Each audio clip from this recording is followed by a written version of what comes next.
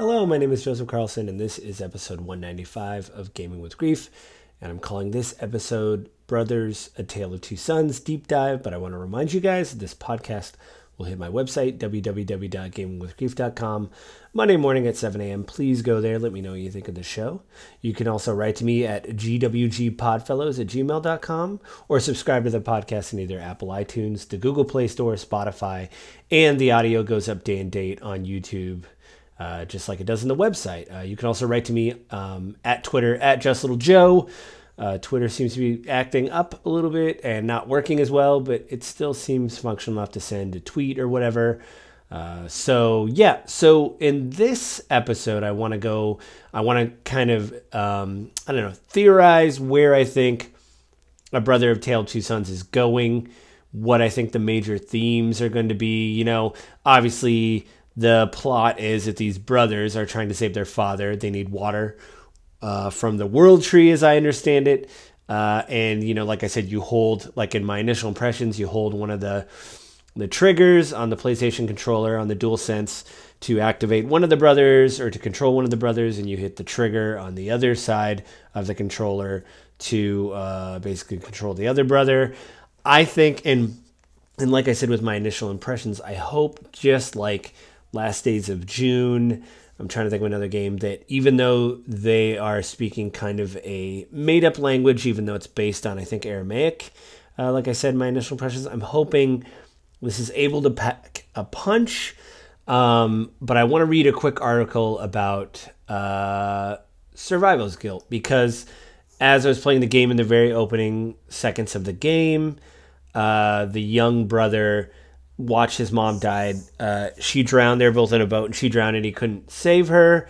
And again, I'm going to Psychology Today. I love Psychology Today because, again, these are usually peer-reviewed, and they're written by psychologists. And, I just like that idea that it's kind of peer-reviewed, stuff like that. So let me just go over these quick couple of things about survivor's guilt.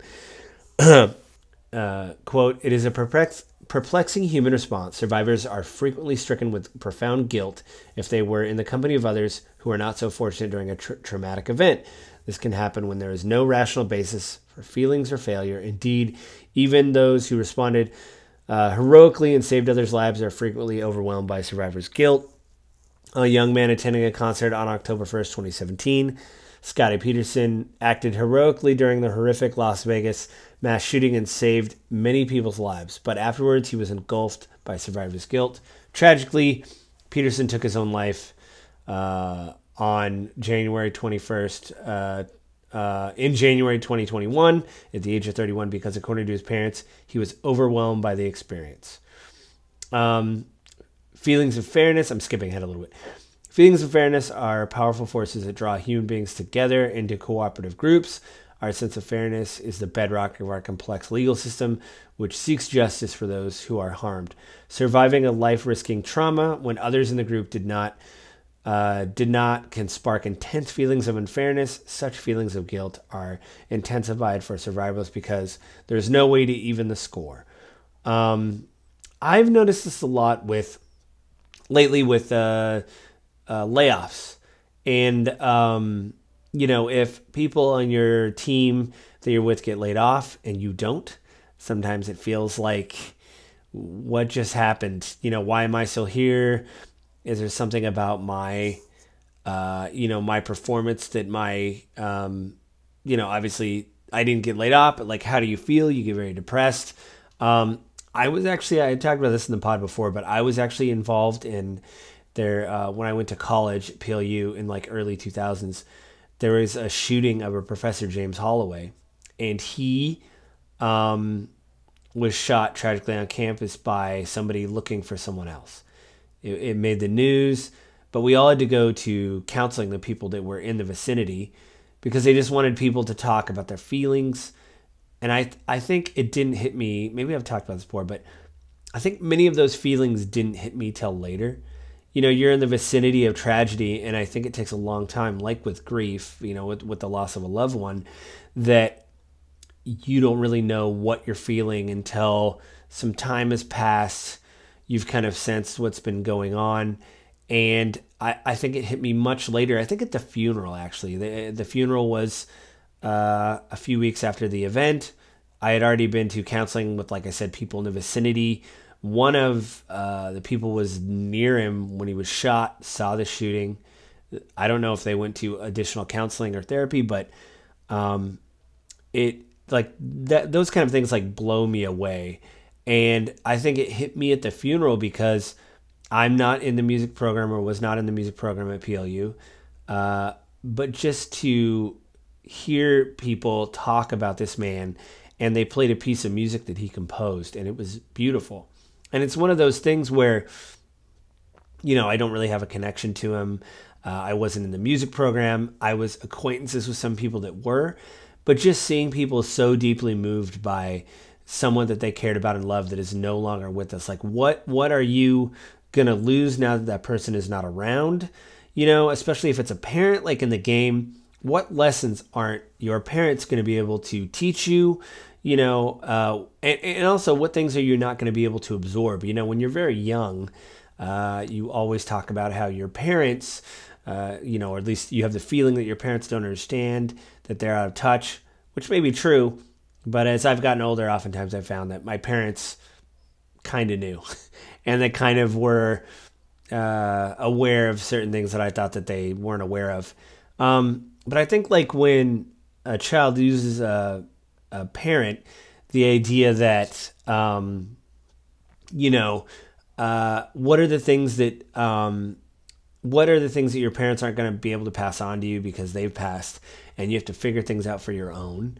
And what things are you not going to be able to share with your parent? Like I've talked about several times, through all the troubles I've gone through, my parents already passed away, so I couldn't call them and seek advice. My mom was actually around after the first miscarriage, but she was very sick, and unbeknownst to me was sick, and we didn't really get a chance to sit and talk about it. And so, like in this game, I hope they really address that. I hope they don't lose their father. That would be terrible if the father dies as well. And I hope that they, even through this Simlish language, you're able to like come to grips with, like, the son doesn't want to swim. He's traumatized. He feels bad for what happens. He survived. His mom did not. I hope they deal with some of this in the game. Now, I've heard, again, when I did my initial impressions, that the game is amazing. People praise its story and say that it's very moving and it made people cry. So I'm hoping all that comes true in the game. And I think for the initial deep dive, we'll see if I am wrong. A little shorter episode this week. Again, I was out of town. I'm exhausted. I had a 12-hour drive. It felt like it. I think it was like a 10-hour drive. I had basically a 12-hour day and a 10-hour drive. And I drove back from Montana, so I'm incredibly exhausted. And I just woke up this morning. There's a time change when you go through mountain time. I'm not myself, but I think I'm just going to get some rest today and lounge around the house and do nothing. But I'm hoping from the initial things I heard about this game that it's able to deliver a punch and kind of answer some of these questions. Am I asking too many questions for the game to answer? Maybe. But I'm hoping that it at least is what everybody says it is, and at least answers some of these questions about, survivor's guilt, parental, the death of a parent, things like that. So I'm hoping to see where it goes, and I'll let you guys know next episode if I was right or wrong.